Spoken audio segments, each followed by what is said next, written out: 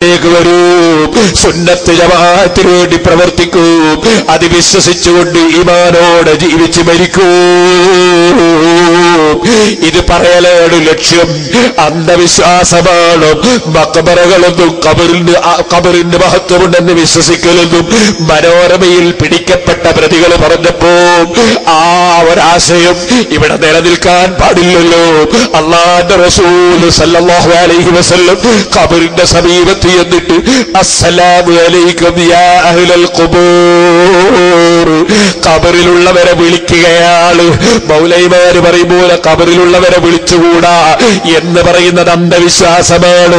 സത്യവിശ്വാസം ഖബറിലുള്ളവരെ വിളിക്കലാണ്.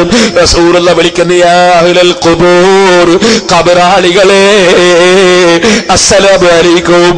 എന്നിട്ട് അല്ലാഹുവിന്റെ റസൂൽ അവിടുന്ന് ദുആ ചെയ്യുന്നു, നസ്അലുല്ലാഹ ലനാ വലക്കുമുൽ ആഫിയ.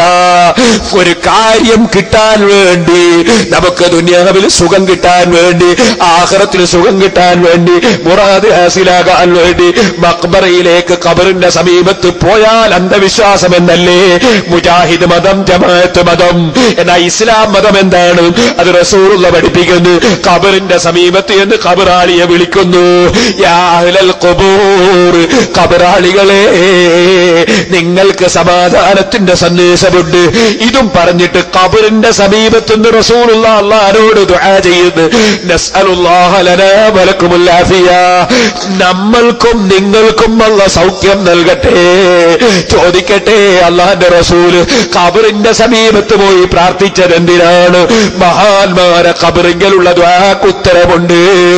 അത് റസൂലുള്ളാഹിക്കറിയാം. ഖബറിലുള്ളവരെ വിളിക്കണമെന്ന് അല്ലാഹുവിന്റെ റസൂലാ പഠിപ്പിച്ചത്. ഖബറിങ്കൽ ദുആ ചെയ്യണമെന്ന് അല്ലാഹുവിന്റെ റസൂലാ പഠിപ്പിച്ചത്.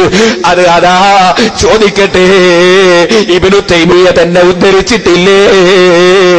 അത് അതാ സിഹാഉ സിത്തയിലുള്ള ഹദീസല്ലേ, സഹീഹായ ഹദീസല്ലേ? അസ്സലാമു അലൈക്കും അഹ്ലദ് ദിയാരി മിനൽ മുഅ്മിനീന വൽ മുസ്ലിമീൻ. അവിടെയും വിളിക്കുന്നത് മുസ്ലിമീങ്ങളും മുഅ്മിനീങ്ങളുമായ ഖബറാളികളെ അസ്സലാമു അലൈക്കും. റസൂലുള്ള ഖബറിലുള്ളവരെ വിളിച്ച് പഠിപ്പിക്കുന്നു. വിളിക്കാൻ വേണ്ടി ആയിഷ ബീവിയോട് പറയുന്നു, വിളിച്ച് സമുദായത്തെ പഠിപ്പിക്കുന്നു. അവിടെ ചെന്നിട്ട് റസൂലുള്ളാഹിന്റെ ദുആ, യഗ്ഫിറുല്ലാഹു ലനാ വലക്കും, ഞമ്മക്കും അല്ലാഹ് പൊറുക്കട്ടെ, നിങ്ങൾക്കും പൊറുക്കട്ടെ.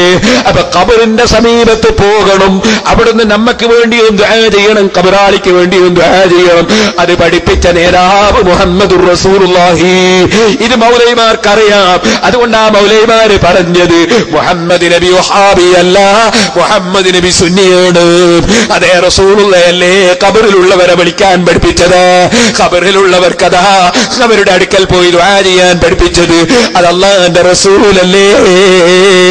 അതുകൊണ്ട് റസൂലുള്ള വഹാബിയല്ല, സുന്നിയാണെന്ന് മൗലൈമാര് തന്നെ പറഞ്ഞില്ലേ. മസ്ജിദുൽ ഖൈഫിൽ അംബിയാക്കളെ ഖബറുണ്ടെന്ന് പറഞ്ഞത് റസൂലുള്ളാഹിയല്ലേ.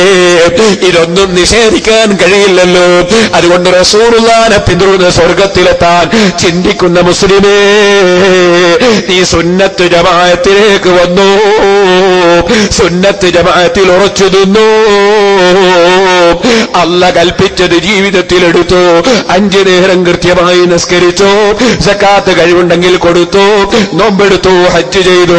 ചെറുപ്പക്കാരെ കള്ളുകുടിയന്മാരാകല്ല കേട്ടോ, വ്യഭിചാരികളാകല്ല കേട്ടോ, സിനിമാ പ്രേമികളാകല്ല കേട്ടോ, അന്യ പെണ്ണിനെ ഫോൺ ചെയ്തിട്ട് സംസാരിക്കല്ല കേട്ടോ, ഹറാബിലൊന്നും ചാടിപ്പോകല്ല കേട്ടോ.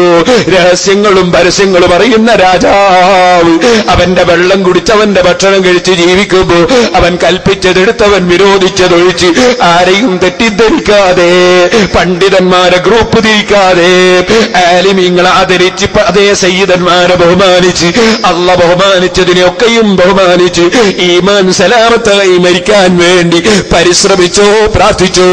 അല്ലാഹുവേ, ഞങ്ങളെ മജ്ലിസുകൾ, ഞങ്ങളെ സ്ഥാപനങ്ങൾ, ഞങ്ങളെ സംഘടനകൾ നീ പൊരുത്തപ്പെട്ടതാക്കണം റഹ്മാനേ, ദുആക്കുത്തരമുള്ളതാക്കണം റഹ്മാനേ. ഇവിടെ നിന്റെ മഹാനായ ഒരു വ്യക്തി, ആ വ്യക്തിയുടെ ഖബറ് അവിടെ പൊളിക്കാൻ വേണ്ടി ഒരു വിഭാഗം ചെന്നപ്പോ ആ ചെയ്തത് ശരിയല്ലെന്ന് പറയാനും, അതേ ആ ചെയ്തതിനെ സംബന്ധിച്ചുള്ള മറ്റ് വിഷയങ്ങൾ പറയാനും ഇവിടെ ഈ പരിപാടി സംഘടിപ്പിച്ച സംഘാടകർക്കും ഇവിടെ എത്തിച്ചേർന്നവർക്കും എല്ലാവർക്കും ഇതിന് സഹായിച്ചവർക്കും സഹകരിച്ചവർക്കും സഹകരിക്കുന്നവർക്കുമെല്ലാം നീ ബറക്കത്ത് ചെയ്യണേ അല്ലാഹ്.